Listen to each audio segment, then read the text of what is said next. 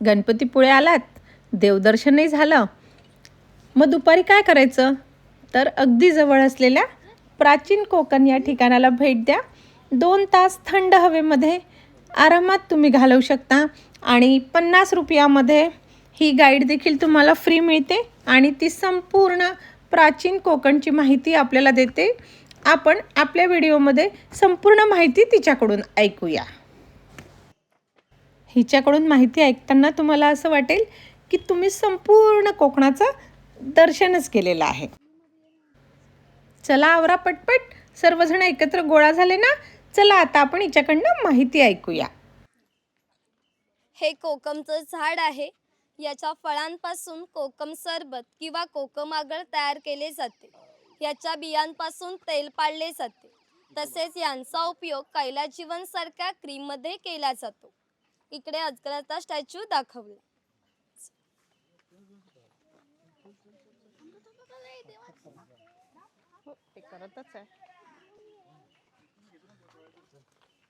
या कवितेला कोकणाची प्रातिनिधिक कविता म्हणून स्वीकारण्यात आले.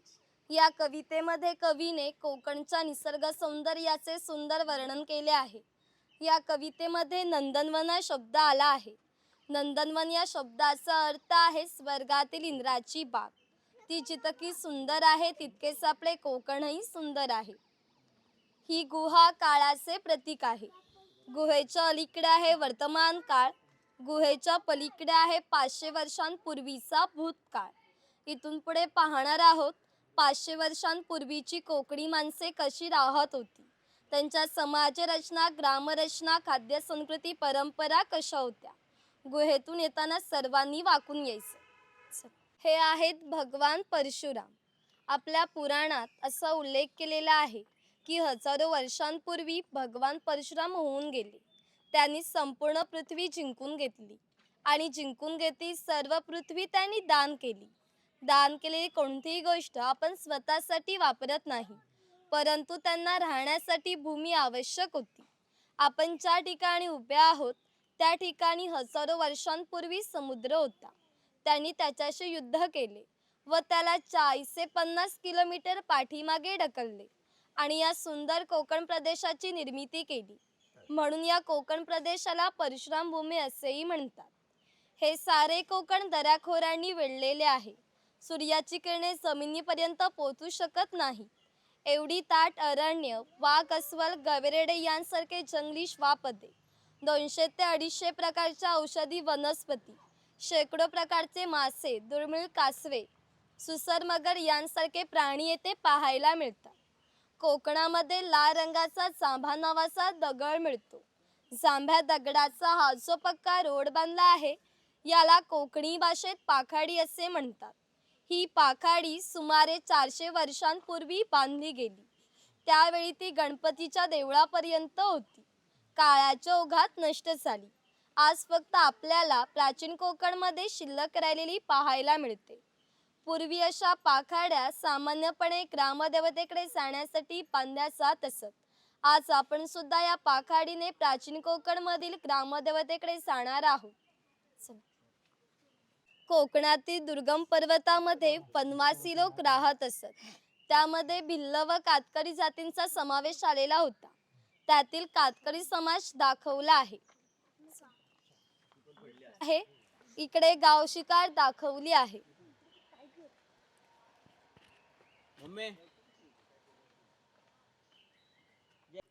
हे चिरफळाचं झाड आहे.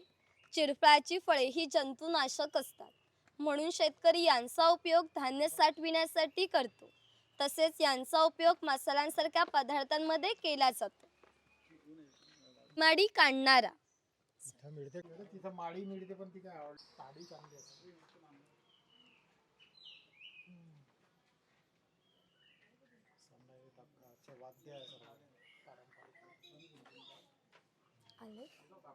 ही धार्मिक संस्था गाव नियंत्रित करत असत. गावातील गावकरी येथे एकत्र येत असत. गावातील 2 व्यक्तींची भांडणे झाली तर सगळा गाव एकत्र येऊन गावप्रमुख त्यांच्यासमोर न्यायदान करीत असे. तसेच गावातील सार्वजनिक कामे जसे की पाखाड्या बांधणे, लाकडी साखव बांधणे, अशी कामे कधी, कोठे आणि कुणी करायची याविषयीचे निर्णय गावकरी येथे बसूनच घेत. आणखीन एक महत्त्वाचं वैशिष्ट्य म्हणजे जगभर अशी प्रथा आहे की प्रत्येक जाती धर्माचे लोक आपापल्या देवाकडे जातात आणि देवाचे दर्शन घेतात. आम्ही कोकणी माणसे सुद्धा वर्षभर देवळात जातो आणि देवाचे दर्शन घेतो. पण जेव्हा आमच्याकडे शिमग्याचा सण असतो तेव्हा हा देव या पालखीमध्ये बसून प्रत्येकांच्या घरोघरी नेला जातो. म्हणजेच कोकणी माणूस आणि देव यांचं नातं इतक्या जवळचं आहे की आमचं एकमेकांकडे जाणे येणे असते. या देवीचं नाव वाघजाई आहे. हे नाव आम्ही जाणीवपूर्वक ठेवलंय, कारण असं म्हणतात ज्या निसर्गात वाघ आहे तो निसर्ग समृद्ध असतो. 500 वर्षांपूर्वीचा निसर्ग सुद्धा असाच समृद्ध होता. त्याला आमच्या भावविश्वामध्ये दैवत्वाचे स्थान आहे. आम्ही कोकणी माणसे वड पिंपळ सापनाग्यांची पूजा करतो, म्हणजेच आम्ही निसर्गपूजक माणसे आहोत. म्हणून आमच्या देवीचं नाव सुद्धा प्रत्यक्ष निसर्गाशी संबंधित असंच ठेवलंय, वाघजाई. ही आमची काही पारंपरिक वाद्य आहेत. लाकडी ढोल आहेत, मातीचे ताशे आहेत. त्यांचा खालील भाग मातीपासून बनवलाय. हे ताशे 110 वर्षांपूर्वीचे जुने आहेत. जर वाजवणारे कसबी असतील तर यांचा आवाज 2 ते 3 किलोमीटरपर्यंत सहज जात असे. पूर्वी यांचा उपयोग संदेशवहन व धार्मिक कार्यात केला जायचा. तसेच तुणतुण, सनई, चौघडे इत्यादी वाद्य आहेत. यांची अशी श्रद्धा आहे, हा देखवली आहे. पोतराज लोक ते स्वतःला चापकाने मारून घेतात. हा कोळी समाज आहे. कोळी समाजाची लोक समुद्राच्या इतक्या जवळ राहतात की समुद्राच्या भरतीचे पाणी त्यांच्या घराला लागून जाते. एवढी छोटी होडी घेऊन हे कोळी लोक 8 ते 10 तास खोलवर समुद्रामध्ये मासेमारी करतात. कधी कधी समुद्राच्या उसळणाऱ्या लाटा ह्या त्यांच्या होडीपेक्षाही मोठ्या असतात. तरी देखील हे लोक कुशलतेने होडी वल्हवतात व पहाटेच्या वेळी घरी परत येतात. हे 12 बलुतेदार पद्धत अस्तित्वात होती. म्हणजेच नाभिक, सुतार, कासार हे लोकांच्या घरोघरी जाऊन सेवा पुरवत. त्या बदल्यात त्यांना पैसे नव्हे तर केवळ धान्य मिळत असे. म्हणजे एका नाभिकाला कुटुंबातील पुरुषाच्या घरी जाऊन केसदाढी करण्यासाठी वर्षभरासाठी 4 पायली म्हणजेच आताचे 8 किलो धान्य मिळत असे. एवढ्या अल्प मोबदल्यात हे लोक समाजाची सेवा करीत असत. आमच्या नाभिकाविषयी आणखी थोडं मजेशीर वर्णन आमच्या लोकसाहित्यामध्ये आढळतं. असं म्हणतात, गावातील प्रत्येक गोष्ट ही नाभिकाला माहीत असते आणि नाभिकाला माहीत असलेली गोष्ट गावभर होते. आता तुम्ही आलात, ही गोष्ट ज्या अर्थी आमच्या नाभिकाला समजली त्या अर्थी ती संपूर्ण गावाला समजली. आमचं सगळं गाव तुमच्या स्वागतासाठी उत्सुक आहे. प्रथेप्रमाणे आपण आधी खोतांच्या घरी जाऊ, मग गावात फेरफटका मारू. राजाच्या गावातील थेट प्रतिनिधी म्हणजे खोत. धार्मिक व राजकीय बाबतीत पहिला मान खोतांचं असे. खोत गावचे प्रमुख असे. गावात न्यायदान करणे, कायदा व सुव्यवस्था सांभाळणे, महसूल गोळा करणे इत्यादी कामे खोतांची असत. खोत लोक जमीनदार असत. सर्वसामान्यपणे सुखवस्तू असत. त्यांच्या बसण्याच्या लगबीवरून ते कसे ऐषारामी जीवन जगायचे याची तुम्हाला कल्पना येईल. ही खोतांची बायको आहे. कोकणी स्त्रिया सुंदर होत्या आणि शूर होत्या, परंतु त्यांना स्वातंत्र्य नव्हते. माजघराचा उंबरठा ही त्यांच्यासाठीची मर्यादा होती. ही खोतांची 2 मुले आहेत.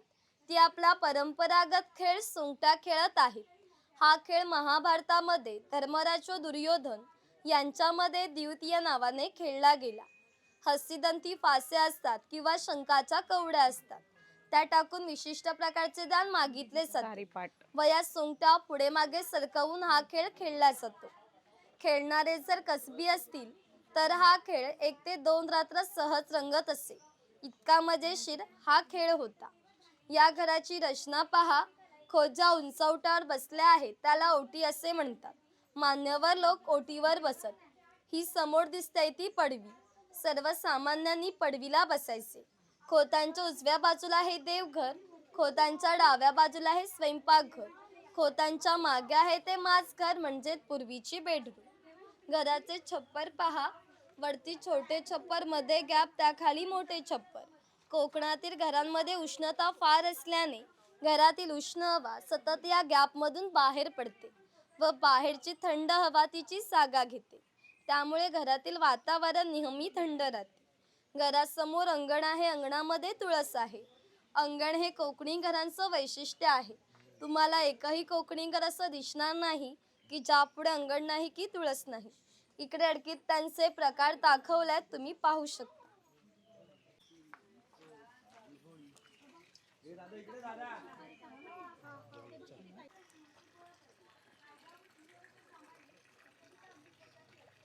अर्थव्यवस्थेचा पायाभूत घटक हा आमचा शेतकरी होता. पूर्वी त्याचं घर जसं असायचं अगदी तसंच घर आम्ही ते उभारलं आहे. ही जी चूल दिसते तिला कोकणी भाषेत पिरसा असे म्हणतात. ती सतत पेटी ठेवली जायची कारण पूर्वी लायटर किंवा माचीस नव्हते. जेव्हा शेतकऱ्याच्या बायकोला स्वयंपाक करायचा असेल तेव्हा तिथले 2-3 निकारे घेऊन स्वयंपाक घरातील चूल पेटवीत असे. जर हा विस्तव विसला तर घरामध्ये 2 गारगोट्या ठेवल्या असत, तर एकमेकांवर घासून विस्तव करावा लागत असे. ही शेणाने सारवलेली टोपली दिसते, हिला कणगी असे म्हणतात. याचा वापर धान्य साठविण्यासाठी केला जातो. ही शेतकऱ्याची बायको आहे, ही शेतकऱ्याची मुलगी आहे. हे उचल आहे. पूर्वी याचा वापर कपडे सुकत घालण्यासाठी केला जायचा. घरामध्ये कोकणचा सण गौरी गणपती दाखवला आहे. सोनार आहे. गावातील महिलांना लागणारे दागिने बनवून देण्याचे काम हा सोनार करीत असे. याच्या या अप्रतिम कलाकुसरीमुळे या दागिन्यांना जगभर मागणी होती. शिमगा, नवरात्र व अन्य वेळी ग्रामदेवतेला दागिने घालण्याचा मान हा सोनाराचा असे. हे चौर, राजापूर, दाभोळ या कोकणातील बंदरांना 5000 वर्षांपूर्वीचा इतिहास आहे. या बंदरांमधूनच भारतीय व्यापाऱ्यांनी जगाशी व्यापार केला. इथून निर्यात होणाऱ्या वस्तूंमध्ये हस्तिदंती वस्तू, तलम कापड, हस्तकौशल्याच्या वस्तू, हिरे, माणिके, मोती, शंख, शिंपले इत्यादी वस्तूंची निर्यात हा वाणी करत असे. त्या बदल्यात संपूर्ण जगभरातून भारतामध्ये सोने येत असे. म्हणजेच भारताने जे सुवर्णयुग अनुभवले त्याचे प्रवेशद्वार ही कोकणची बंदरे होती. हा सुतार आहे. कोकणातील 12 बलुतेदार दाखविताना जे अधिक कौशल्यवान आहेत ते आम्ही येथे दाखवले आहे. त्यापैकी हा सुतार. सुताराचे खरे काम हे शेतकऱ्याला लागणारी लाकडी अवजारे बनवून देणे आहे. हा सावंतवाडीतील सुतार आहे. सावंतवाडीतील लोकांचे लाकडावरील कोरीव काम हे जग प्रसिद्ध आहे. त्यांच्या काही हस्तकौशल्याच्या वस्तू तुम्हाला आमच्या हस्तकला समन्वय केंद्रामध्ये पाहावयास मिळतील. इकडे दरवेशी दाखवलाय अस्वलाचा खेळ करणारा. इकडे गारुडी दाखवला आहे सापाचा खेळ करणारा. फार आहे. ज्याप्रमाणे शेतकऱ्याला लागणारी लाकडी अवजारे बनवून देण्याचे काम हा सुतार करीत असे, त्याप्रमाणे त्याला लागणारी लोखंडी अवजारे बनवून देण्याचे काम हा लोहार करीत असे. उदाहरणार्थ कोयता, कुऱ्हाड, नांगराचे फाळ इत्यादी. 500 वर्षांपूर्वी कोकणाची राजकीय सीमातील खोत व मराठा यांच्याकडे काहीशे वर्षांपूर्वीच्या तलवारी आहेत. त्यांना अजूनही गंजा आलेला नाही. त्यांची दर दसऱ्याला पूजा केली जाते. हा तेली आहे. पूर्वी कोकणी माणसं आपल्या जेवणात खोबरेल तेलाचा वापर जास्त प्रमाणात करीत असत. शेतकरी आपल्या बागेतील खोबरे स्वतः तेलाकडे घेऊन जात असे व तेली त्याला त्याच्या देखत तेल पाडून देत असे. हा तेलाचा घाणा आहे. याला खुंट असे म्हणतात. यामध्ये सुके खोबरे घातले जाते. हे जो बे लाकूड दिसते तिला कोकणी भाषेत लाट असे म्हणतात. ही लाट या आडव्या लाकडाला अशा तऱ्हेने बांधली जाते जेणेकरून ही लाट उभी राहते व या ठिकाणी चोकडाला बैल बांधला जातो व या आडव्या लाकडावर दगड ठेवून स्वतः तेली त्यावर बसतो व हे सर्व वसन घेऊन बैल गोल फिरविला जातो. त्यामुळे आतील खोबरे रगडून त्याचे तेल निघते. हे तेल भरून काढायचे असेल तर प्रथम चोकडाचा बैल सोडला जातो. आडवे लाकूड बाजूला करून लाट बाजूला केली जाते व आतील तेल भरून काढले जाते. पुन्हा नवीन तेल पाडायचे असेल तर सर्व क्रमवार जोडून नवीन तेल पाडले जाते. म्हणजे तेलाला 5 ते 1.5 पसा तेल काढण्यासाठी 1 ते 1.5 तास मेहनत घ्यावी लागत असे. ते स्वातंत्र्य नव्हते. प्रत्येकाला आपापल्या जातीचा व्यवसाय करावा लागत असे. बांबूंच्या वस्तू बनवून देण्याचे काम हा बुरुड करीत असे. हे सूप आहे, ही फुलांची परडी आहे आणि ही रवळी. याचा वापर धान्य धुण्यासाठी व अजूनही धार्मिक कार्यात केला जातो. जेव्हा आपल्याकडे शुभकार्य असते तेव्हा घरातील कुमारिका किंवा सहभागातील स्त्रिया या रवळीमध्ये दिवा ठेवून हातात घेऊन उभ्या असतात. जर हे कार्य पार पाडण्यापूर्वी हा दिवा विझला तर ते कार्य अशुभ मानलं जातं. जेव्हा आमच्या साखरमाण्यांचं लग्न मुंबईला असतं तेव्हा ही रवळी गावावरून मुंबईला पाठविली जाते. कारण मुंबईला सर्व वस्तू मिळतात पण ही रवळी मिळत नाही. हे जातणीसारखे दिसते त्याला गिरट असे म्हणतात. जातणी यामध्ये पाणी ठेवले जाते व या चाळणीवर केळीचं पान ठेवून त्यावर मोदक ठेवले जातात. वर झाकण ठेवून मोदक पात्र चुलीवर ठेवले जाते, त्यामुळे आतील मोदक शिजून निघतात. हे पुरण यंत्र आहे. यामध्ये शिजवलेली डाळ घातली जाते व हे रॉड दोन्ही बाजून फिरवून आतील डाळ वाटून निघते. त्याच्या गोड पुरण पोळ्या केल्या जातात. हे शेवयाचे लाकडी यंत्र आहे. हे शेवयाचे लोखंडी यंत्र आहे. हा शेवयाचा लाकडी पाट आहे. हा टिफिन बॉक्स आहे. वरती पाण्याचा तांब्या, खालील 3 डबे, बाजूला 2 चमचे आहेत. टिफिन बॉक्स दोन्ही बाजूने लॉक आहे. ही चहाची किटली आहे. ही दगडी उखळ आहे. यामध्ये पूर्वी भाताचे पोहे काढले जायचे. आपल्याकडे जो भात असतो तो रात्री भिजत घातला जातो. सकाळी त्यातले पाणी काढून पोह्याच्या खापरावर बांधला जातो व उखळामध्ये मुसळाच्या साह्याने काढला जातो. त्याचे पोहे तयार होतात. वरती लाकडी चमचे दाखवल्या घरी आला आहे. हे या मुलीचे घर आहे. पूर्वी कोकणातील मुलींची लग्न वयाच्या 8व्या ते 10व्या वर्षी होत असत. तोपर्यंत हा कासार मुलीला बांगड्या भरण्यासाठी कोणताही मोबदला घेत नसे व ज्यावेळी या मुलीचे लग्न होई त्यावेळी या मुलीचे वडील कासाराला एक छोटासा सोन्याचा दागिना देत असे. या व्यतिरिक्त कोणताही मोबदला कासाराला मिळत नसे. म्हणजेच हा कासार 8 ते 10 वर्ष मुलीला क्रेडिट देत होता. म्हणजे पूर्वीची समाज रचना एकमेकांच्या विश्वासावर आधारलेली होती. थोडक्यात 12 बलुतेदार हे आपले काम कोणताही नफा तोटाचा विचार न करता केवळ कर्तव्य म्हणून करीत असत. हा पाणवठा आहे. पूर्वी प्रत्येक गावात भरपूर मोठे जंगल होते, त्यामुळे गावात पाणी मोठ्या प्रमाणात उपलब्ध होत असे. ज्या ठिकाणी उंचावर बारमाही पाणी वाहते तिथे धरण बांधून प्रत्येकाच्या घरोघरी पाणी पाटाने नेले जाते. या पाण्यावर आमच्या नाळी पोपळीच्या बागा व उन्हाळी भाषेती होत असे. ग्रामदेवतेनंतर पाणवठा हे एकमेव ठिकाण असे आहे ज्या ठिकाणी संपूर्ण गाव एकत्र येतो. म्हणजेच ग्रामीण जीवनाचं मध्यवर्ती केंद्र हा आमचा पाणवठा आहे. वरती खवल्या मांजर दाखवला. भगवान शिवाचं दर्शन घेण्यासाठी आम्ही आता या गुहेत चाललो आहे. बघा, एक छोटीशी गुहा तयार केलेली आहे आणि त्यामध्ये ओम नमः शिवाय महादेवाचं आपल्याला दर्शन घडतं. खूप सुंदर हे प्राचीन कोकण. आणि तुम्ही माझा व्हिडिओ कंटिन्यू बघत राहा. लाईक करा, कमेंट करा, सबस्क्राईब करा आणि संपूर्ण कोकण दर्शनचे व्हिडिओज तुम्हाला यामध्ये बघायला मिळतील. तुम्हाला सांगितल्याप्रमाणेच माझे व्हिडिओ अगदी ओरिजिनल असतात. कुठेही एडिटिंग नसते आणि त्यामुळे तुम्हाला तेथे गेल्याचा नक्कीच फील येतो. धनगर या मराठी शब्दाचा अर्थ आहे ज्याच्याकडे भरपूर धनसंपत्ती आहे. पूर्वी हा धनगर समाज इतक्या दुर्गम ठिकाणी राहत होता की तिथून त्यांचा पहिला बस स्टॉप देखील 10 ते 12 किलोमीटर अंतरावर असे. हे लोक ज्यावेळी गावात येत त्यावेळी त्यांच्या पायात चामड्याच्या वाहना, हातात घुंगराची काठी व खांद्यावर फाटकी घुंगरी या वेशभूषेमध्ये येत. असे असले तरी प्रत्येक धनगर हा 100 ते 125 गायी, 5 ते 25 म्हशींचा मालक असे. प्रत्येक एका गाई म्हशीची किंमत 8 ते 10 हजारापर्यंत असे. या सर्वांची विक्री करायची म्हटली तर याची किंमत काही लाखांमध्ये जात असे. इतक्या धनसंपत्तीचा मालक हा धनगर होता. परंतु कोकणी लोकांची राहणीमान साधी असल्याने यांची राहणीमान सुद्धा साधी होती. तोटे आहे. जंगली श्वापदांपासून संरक्षण होण्यासाठी ती अशी उंचावर बांधली आहे. याच्या आतमध्ये 2 बांबूंच्या मध्ये फट आहे, कारण त्याने केलेला मैला यातून बाहेर पडत असे. छपराची रचना जरी ओबडधोबड दिसत असली तरीही कितीही पाऊस आला तरी पावसाचे पाणी आतमध्ये जाऊ शकत नाही. हे खैराचे झाड तोडले जाते, त्याच्या आतील भागांचे छोटे तुकडे केले जातात. ते तुकडे पहिल्या 4 मडक्यांमध्ये पाण्यासोबत उकळले जातात. जो लाल रंगाचा पाक तयार होतो तो 5व्या मडक्यामध्ये विशिष्ट तापमानामध्ये उकळला जातो. तो पाक सावलीमध्ये सुकत घालून त्याच्या छोट्या वड्या पाडल्या जातात.